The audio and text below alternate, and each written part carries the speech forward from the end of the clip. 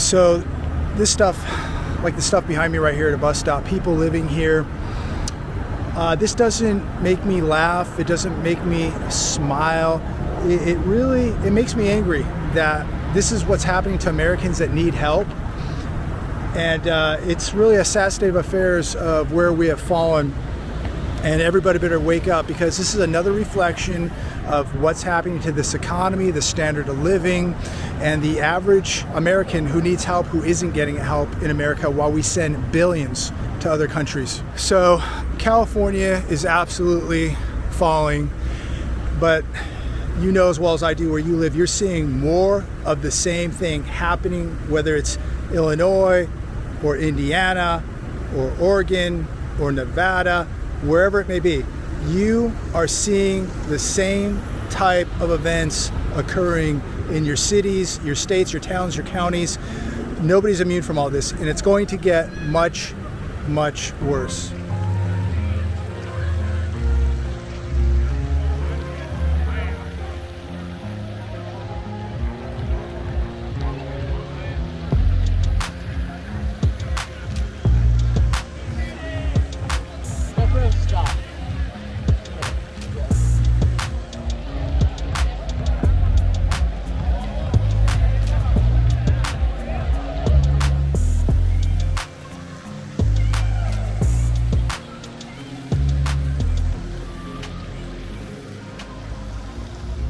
It's Friday, June 3rd, 2022. A lot to talk about today. We got to get right into this. I want to start with this first. There's people occasionally that write to me and say, how come you never smile? How come you seem angry? And I'm gonna be quite honest with you. I'm in survival mode. When I see my country and the US economy imploding and collapsing, there's nothing to smile about. There's nothing to laugh about. There's many other channels out there where people can walk around and tell you how bad things are, and they can smile and laugh and joke around about it. I don't find anything funny about this. I don't find anything funny that people are living day to day, barely getting by, not able to save money. They're getting destroyed by food prices. They're getting destroyed by energy prices. They're getting destroyed by gas prices. While we continue as a nation to just print money out of thin air. And yet I should smile, I should laugh, I should joke around, I shouldn't be angry. All of you should be extremely angry to what is happening. The politicians continue to spend your money out of control, robbing you, Social Security being robbed. We're sending billions of dollars over to other countries when we need help right here. And I'm watching the average American, middle class, poor, just absolutely be annihilated, wiped out. I'm watching their savings be wiped out, their retirements wiped out, their jobs being wiped out. And it's all going to get worse. And people are going to lose their houses, they're going to lose their cars, they're going to lose their savings, they're going to lose retirements, they're going to lose everything that they worked for.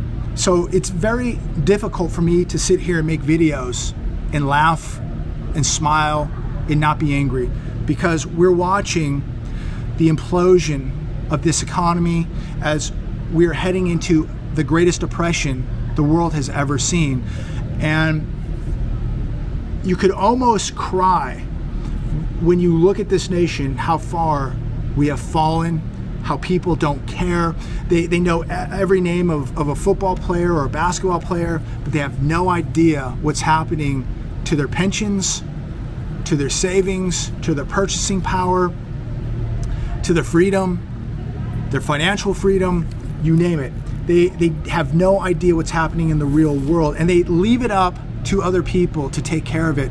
And these people are robbing them and destroying this economy, and it's going to turn this country into a third world country very, very soon if people don't wake up. And all of you should be extremely angry with what is taking place.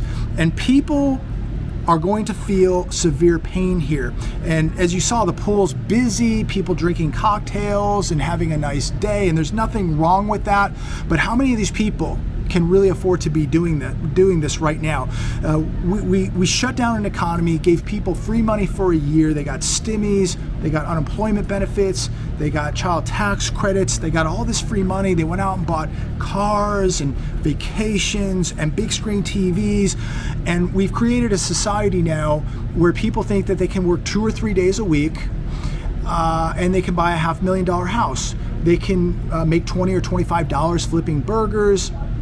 They don't have to work that hard. They don't have to produce anything. Maybe they don't have to do anything at all because they just now expect somebody to pay them. Maybe that's the system, maybe that's some employer, maybe we all need to pay these people, but I guess we are, because now we're going to be paying $5.6 billion in college tuition debt to people who borrowed this money, didn't pay it back, and now us, the taxpayer, will have to pay this back, and now they're talking about adding to that. So soon it'll be $10 billion. So we have a society now that's completely entitled, that we should pay for everything, pay their debts, pay them $20, $25 to flip burgers, pay for their educations, and they just have to work 2 days a week and they should live in a $500,000 house. These people have no idea what is coming. People are going to get laid off by the millions. Technology, robotics is coming. The pendulum, where people said, no, you need to pay me $80,000 a year for this $40,000 a year job. And companies were doing that. But guess what? Now companies don't need them, so they're going to get rid of these people. And so again, we talked about loyalty. Maybe if you would have just stayed with that company paying you $40,000 a year because that's what you were worth, but no, you could get 60 or 80 going across the street, but now that company's going to replace you, or they're just downsizing and going to get rid of you, and people are going to realize that they're going to get themselves into very, very big trouble here, that they're not worth what they thought that they were, and that you can't live for free, you can't put gas in your car for free, you can't buy a car unless you have money, you can't buy a house unless you have money, and people are going to come to the realization that the pendulum's swinging and that the party is over.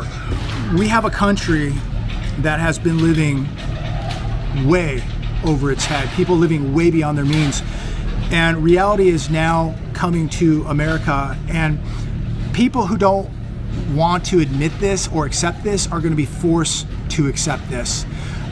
People are going to downsize whether they like it or not, and it's going to be a very, very difficult time for people.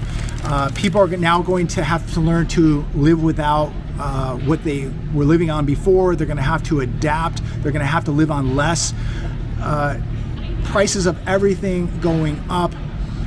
And it's going to be a very, very difficult time for people who were not getting in a mental mindset, who didn't see what was coming. And when you look at the people out here, how many of these people have a cash reserve of 6 months? How many of these people have any gold, any silver? How many of these people have their debts paid off? How many of these people are just financing another weekend on the credit card? How many of these people just continue to party on as this economy implodes? I would say at least 80% of the people here have zero money in the bank, don't have a cash reserve of 6 months or more. Most of these people have zero gold, zero silver, and a lot of debt. And that's not to judge anybody, that's an observation. But just statistically, when we look at the numbers, we know that a majority, even of the people here, are financing this with a credit card. Look at the credit card explosion, the death that we're watching take place. This is going to end bad, ladies and gentlemen. It's going to end really bad. But let's shift gears here. Let's talk about the job numbers that we got this morning. The job numbers came in. We added 390,000 jobs to payrolls. This is the second lowest number in 12 months, but it was good news. And the Fed is going to use this to justify continuing to raise interest rates. We're going to see a 50 basis point rate hike in less than 2 weeks. We're going to see another 50 basis point rate hike in July. And now they're saying, watching Fox Business today, that there's an 80% chance that we're going to see a 50 basis point rate hike in September. See, everybody said it wasn't going to happen. There was going to be no inflation. Then everybody was wrong about that. Then everybody said they can't raise interest rates. It's impossible. They'll never do it. They can't do it. But they're doing it. They've already started. And this month they begin to shrink the balance sheet. We'll see how that plays out. They're raising interest rates, ladies and gentlemen. I don't see them taking the foot off the accelerator for a while. But let's get back to the jobs here. We lost in May 61,000 retail jobs. That is a terrible reflection on the economy, and it's another bellwether telling you and I that this economy is in big trouble, losing 61,000 retail jobs. Where did we gain the most jobs? Well, surprise, we gained 84,000 jobs in leisure and hospitality. Places like this, where people get paid to pass out towels, wash towels, make drinks, cook burgers. This is where the jobs are. 84,000 leisure and hospitality. But what's interesting is we're still down 1.3 million jobs in leisure and hospitality compared to the pre-crisis levels. Think about that. We're still down 1.3 million jobs in leisure and hospitality compared to those pre-crisis levels. Not a good sign. And these are the jobs that people now are making careers out of because there aren't real jobs. And so this is where people are going. They're going to leisure hospitality. They're working at restaurants. They're waiters, they're waitresses, they're bartenders, they're working at laundromats, just service sector jobs. And how in the world does America stay the world superpower when all we have is service sector jobs, where we have a GDP, 70% of our GDP is based on consumption. So we consume, and we have a service sector economy. So we have an economy of consumers and a service sector type of job market. Not good, not healthy, but these are the type of jobs now that have become careers, and people cannot get ahead. They cannot save. They can't even save enough money to put down on a house. You can't work pretty much in a service sector industry of cleaning towels and making burgers and making cocktails and support this economy to a point to where we're world. We can only have so many bartenders, waiters, waitresses, servers. China is knocking at the door, ladies and gentlemen, because see, they're making things, they're producing things. We're not. We're consuming, and we have a service sector based economy, and we're going to lose this economic war without a doubt. People cannot get ahead with service sector jobs. And of course, yes, there were other jobs, but most of these jobs, whether you look if it's in healthcare or if it's in business, warehousing and transportation, again, many of these low-paying, low-wage jobs, many of them not 40 hours a week, they're 20 hours a week, they're part-time, low-wage, no benefits, no opportunity to move up, and that's another problem. People cannot, when these type of jobs don't have places to move up to, there's no growth, and so they're at a dead end. And we have millions of people now in a dead end, and they're living way beyond their means, or they're at a point where they just can't afford to get ahead. There are good people who are fiscally responsible working these type of jobs that just can't get ahead, and then you have people making $15 an hour buying houses or buying cars they can't afford, and they're getting themselves into very, very big trouble here. Markets today hammered across the board. Dow Jones down about 350 points. We got more economic bad news. Elon Musk says he's going to lay off 10% of salaried workers at Tesla. We'll talk more about that. But as we are watching this economy implode, markets getting hammered again today, U.S. banks close record number of retail branches in 2021. Wells Fargo shutters most. And I bring this up because as we're watching the volatility in these markets, as we're watching the job market now, even though we got good news today, there's a lot of bad news regarding the job market and the amount of layoffs that we're going to begin to see. We've already begun to see layoffs with mortgage lenders, in the tech industry. We're seeing lots of layoffs begin, and we're going to see a lot more. But as this takes place, you have to be very, very careful about your money and where your money is. And when I read an article, this on CNBC, I was reading this last night, and it's an older article, but I read this article, and I read it a while back, but I pulled it back up. U.S. banks closed record number of retail branches in 2021. If there is another bank run in this country and people need to get their money out of the bank and there are less banks to get that money, more than likely you're not going to get your money. U.S. banks closed a record number of branches in 2021. What was that number? It was 2,927 branches last year. That's what closed in 1 year, nearly 3,000 bank branches. Wells Fargo topped the branch closer list, closing 267 retail locations. Again, if there was a run on these banks, and say you have, maybe you use a specific bank, and say in your area there might be 5 of those banks. Well, what if it goes down to 1 and everybody has to go to that one physical branch to get their money out of? Do you think you're going to get your money out of that bank? These banks are holding less and less cash, and now with more of these physical branches closing down, that means you have a way less chance of getting your money, your physical cash, out of these banks.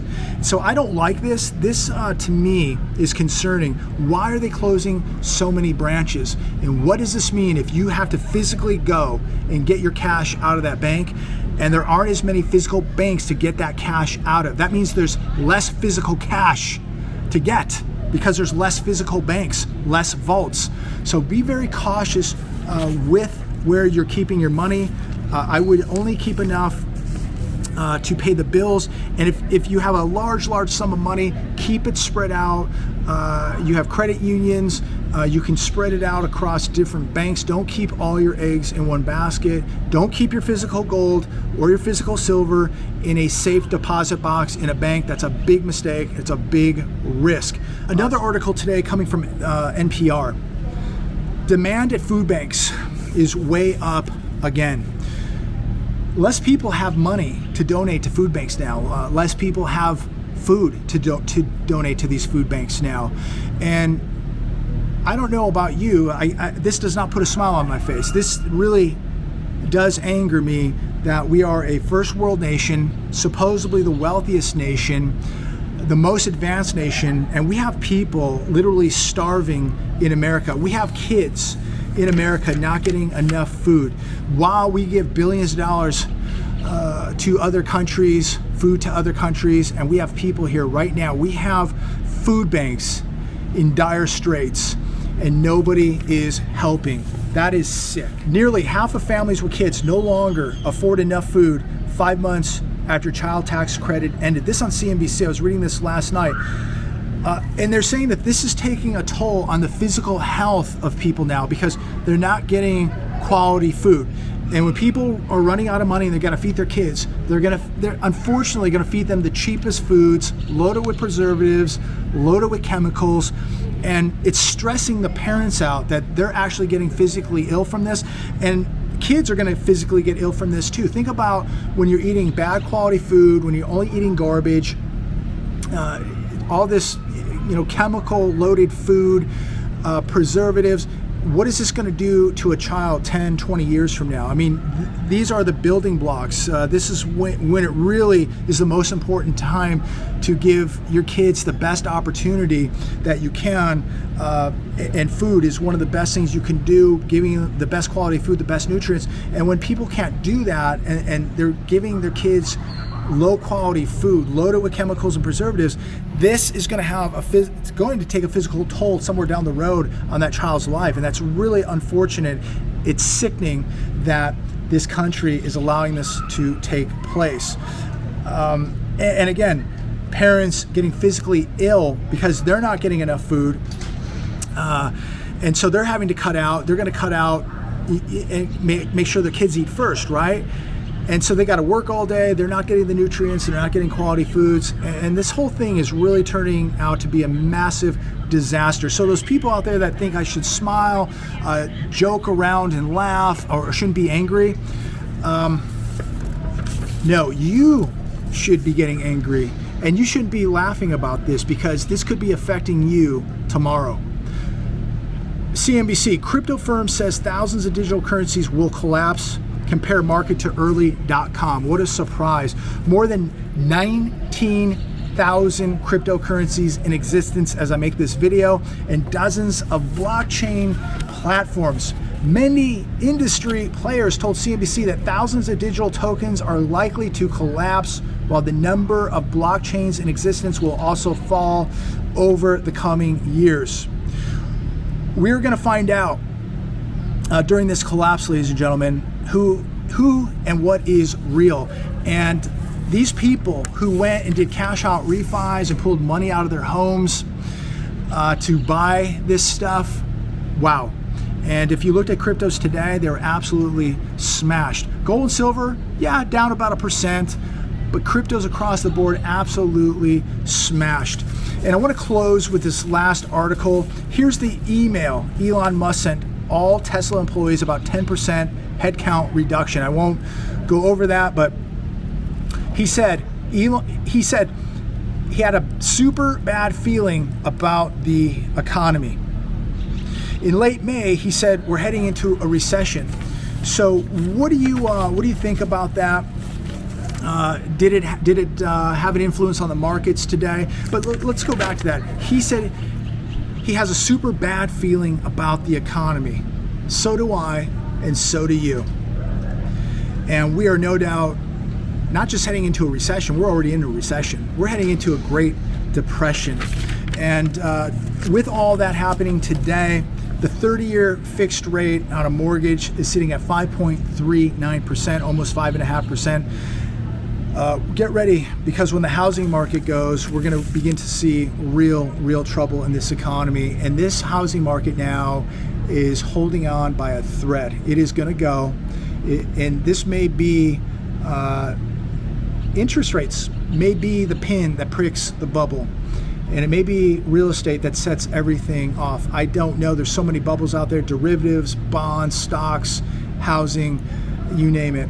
I don't know which one's going to go first, but I wouldn't doubt if it's housing. And if the housing market goes, you're going to see so many layoffs, so much unemployment. And I don't believe these job numbers or the unemployment number at 3.6% anyways. We know that that's all manipulated and rigged anyways.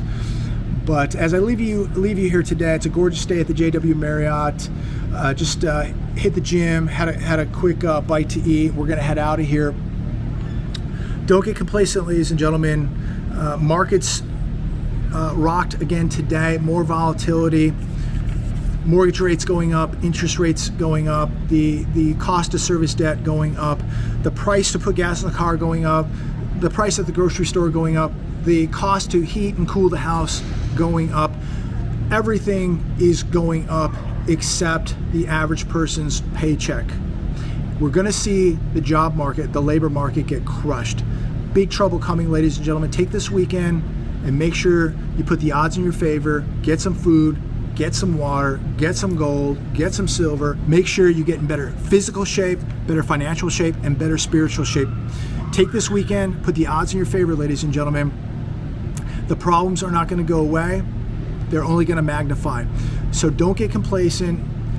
These people on the television, as I was watching them today, just continuing to cheerlead these markets, continuing to try and sucker and bamboozle people into the housing market, into the stock market, just into spending.